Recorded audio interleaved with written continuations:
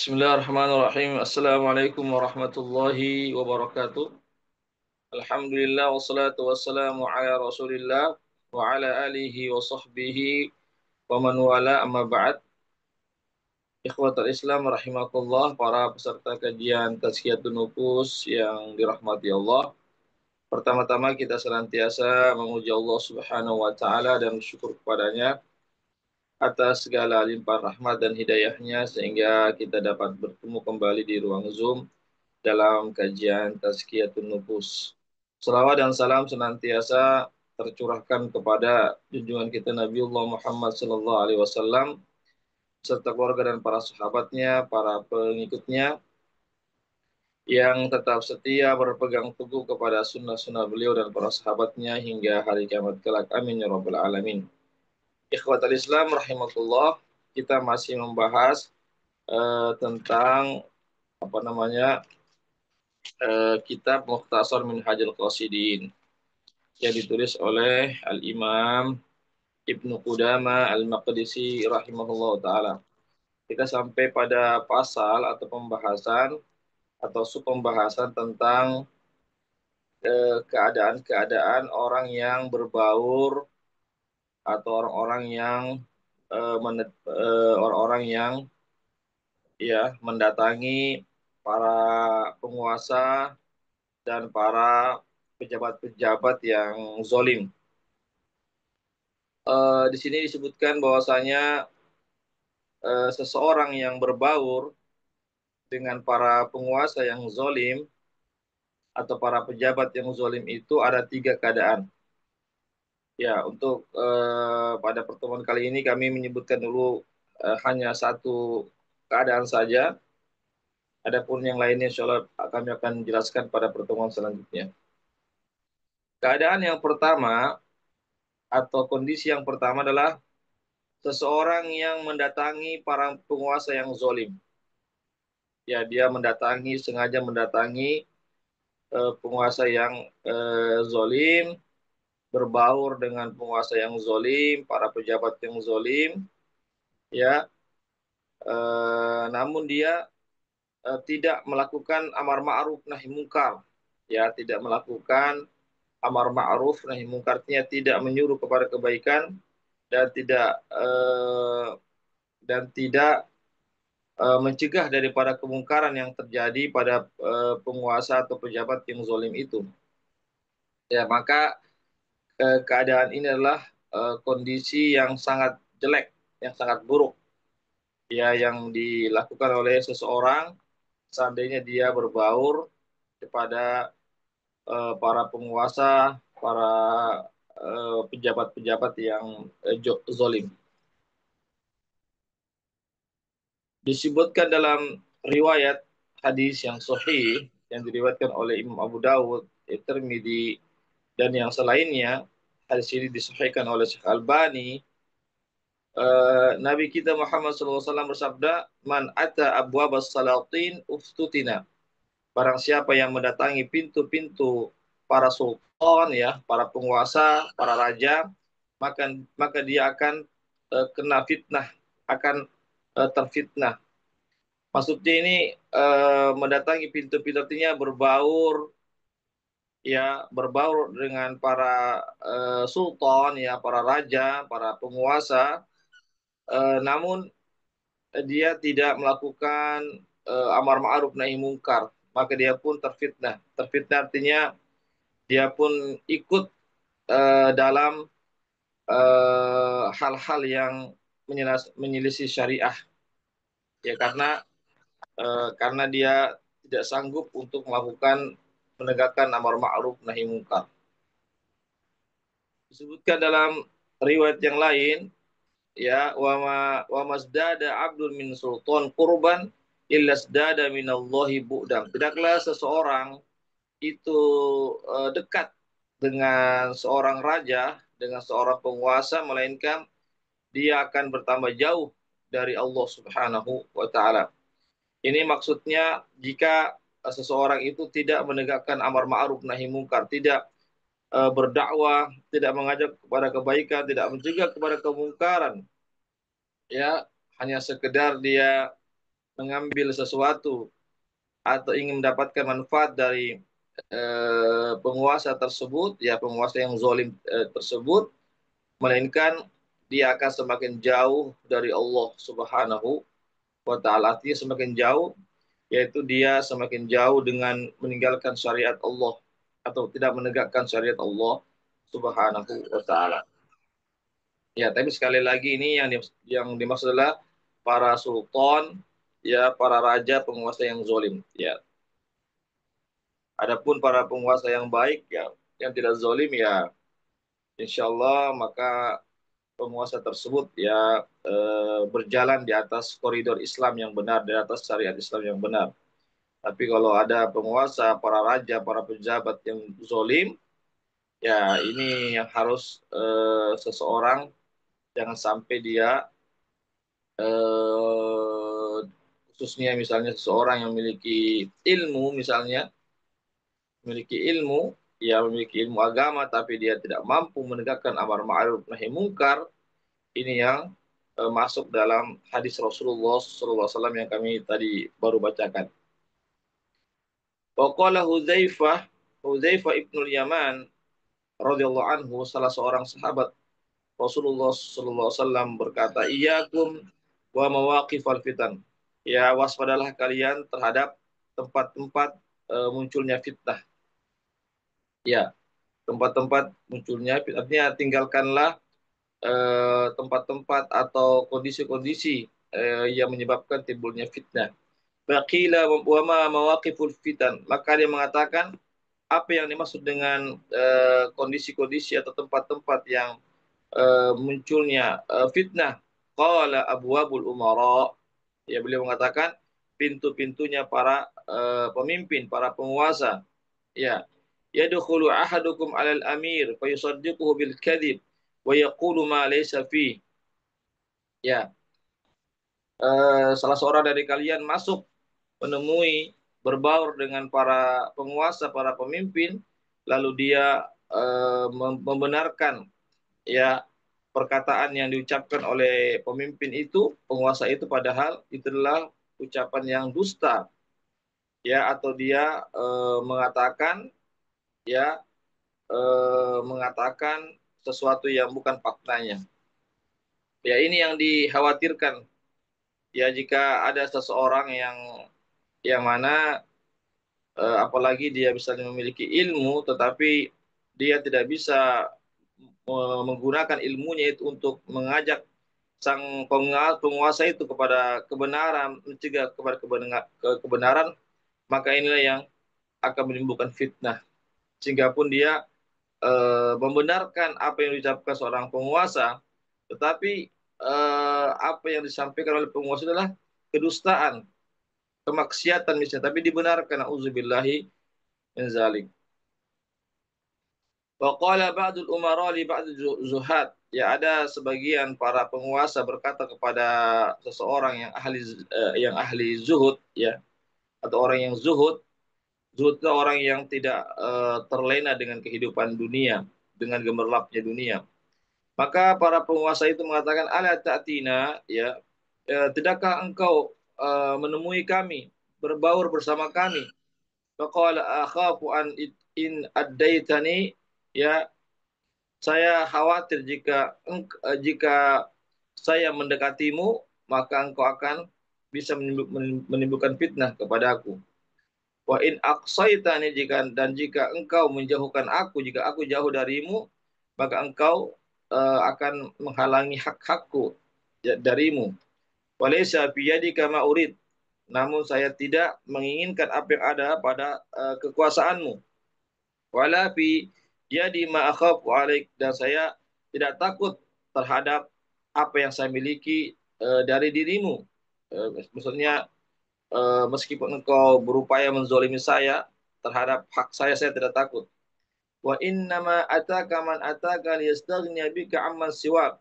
Sesungguhnya orang yang datang kepadamu itu ya adalah ingin mendapatkan kecukupan darimu, ya, sehingga tidak butuh selain kepadamu. Wa qad istaghnaitu anka biman aghnaka an, sedangkan saya tidak butuh kepadamu karena saya telah dicukupkan eh, oleh oleh zat yang mana eh, saya tidak butuh kepada zat yang dimaksud adalah kepada Allah, ya, yang maksudnya adalah saya telah dicukupkan oleh Allah Subhanahu wa taala.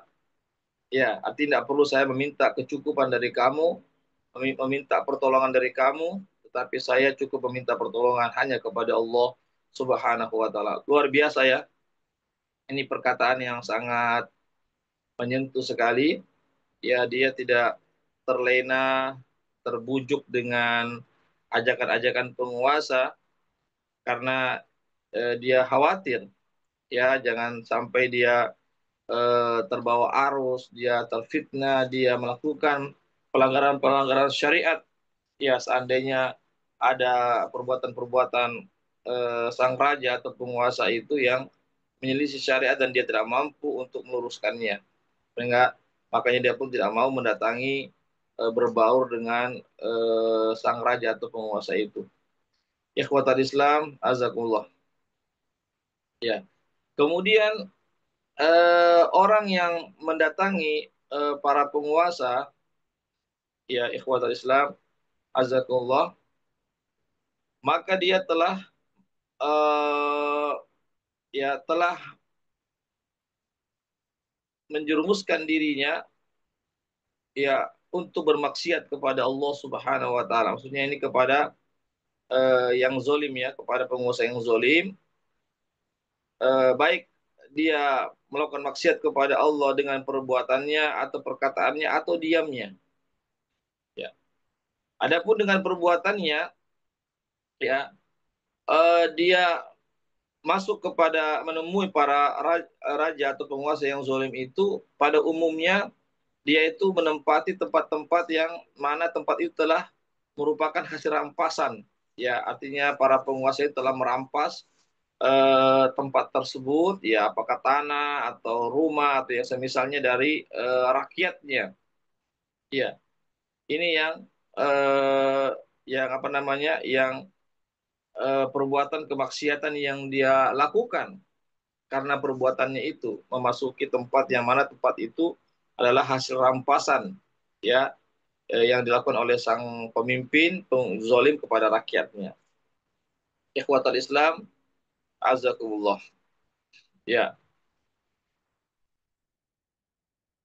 Kemudian jika seandainya tempatnya itu tempat bukan hasil rampasan, sesuatu yang dibolehkan, tapi boleh jadi dia tetap melakukan kesalahan-kesalahan. Boleh jadi orang yang menemui sang penguasa yang zalim itu melakukan kesalahan-kesalahan seperti dia sujud kepada sang raja atau penguasa itu, atau dia artinya tunduk kepada sang raja itu, ya, disebabkan karena sang raja itu memiliki kekuasaan dan seterusnya.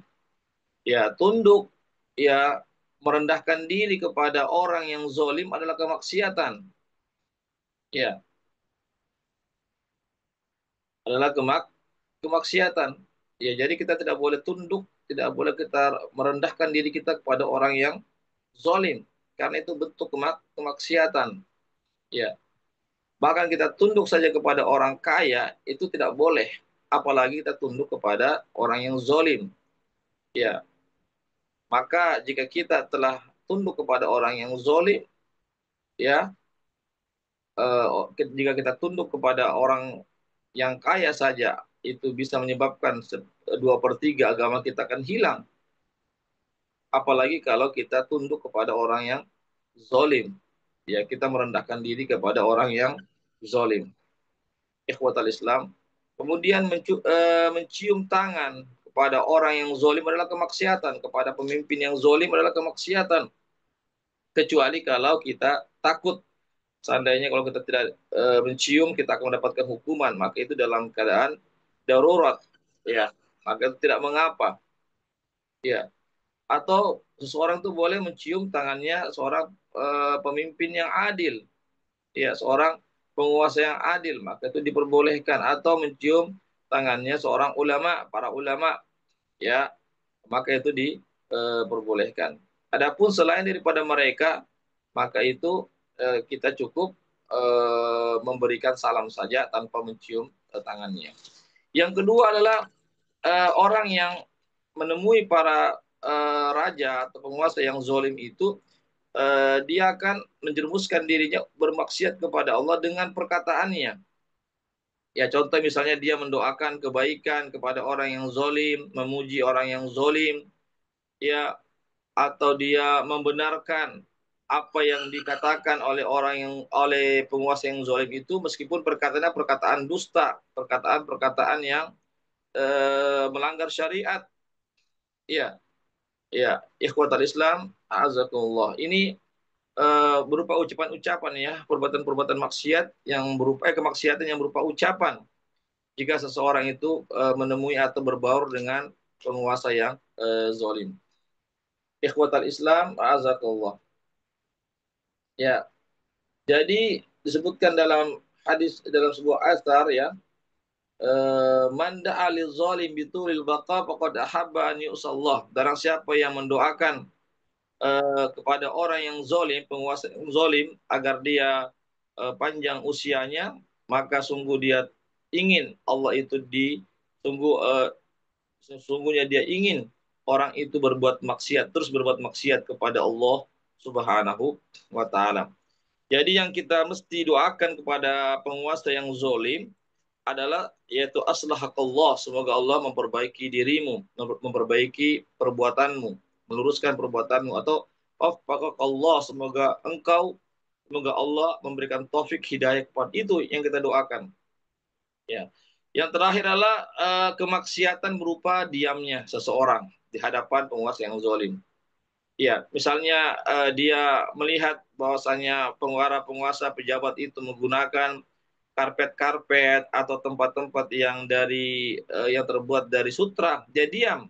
Atau dia melihat ada bejana-bejana dari emas dan perak yang digunakan oleh para penguasa itu, dia diam.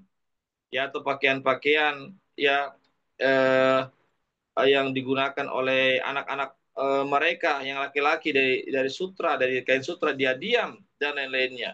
Maka ini masuk dalam kemaksiatan. Asal kemaksiatan.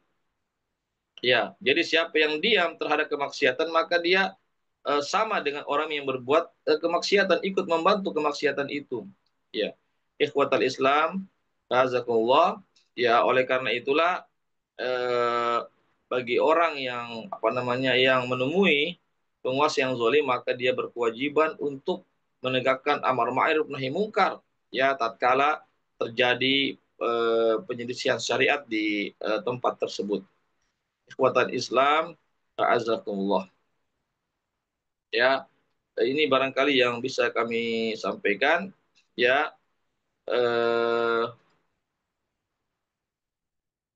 jadi disebutkan di sini, siapa yang mengetahui adanya kemaksiatan di sebuah tempat, maka jangan dia hadir. Dan jika dia hadir dan dia tidak mampu eh, menghilangkan kemaksiatan itu, mencegah kemaksiatan itu atau kemungkaran itu, maka dia tidak diperbolehkan untuk hadir. Ya, jadi kita lihat, ya, kita punya kondisi, kita mampu tidak melakukan satu kemaksiatan, perubahan, mengajak manusia itu kepada kebenaran, kepada kebaikan, atau kita tidak mampu untuk mencegah daripada kemungkaran, maka jangan kita menghadiri di tempat tersebut. Barangkali ini yang bisa kami sampaikan. Ya, ini masih terkait tentang keadaan yang pertama, bagi orang yang berbaur atau mendatangi tempat-tempat atau menemui para penguasa yang zolim. Demikianlah, mudah-mudahan ada manfaatnya. Wabillahi taufiq wal hidayah. Wassalamualaikum warahmatullahi wabarakatuh.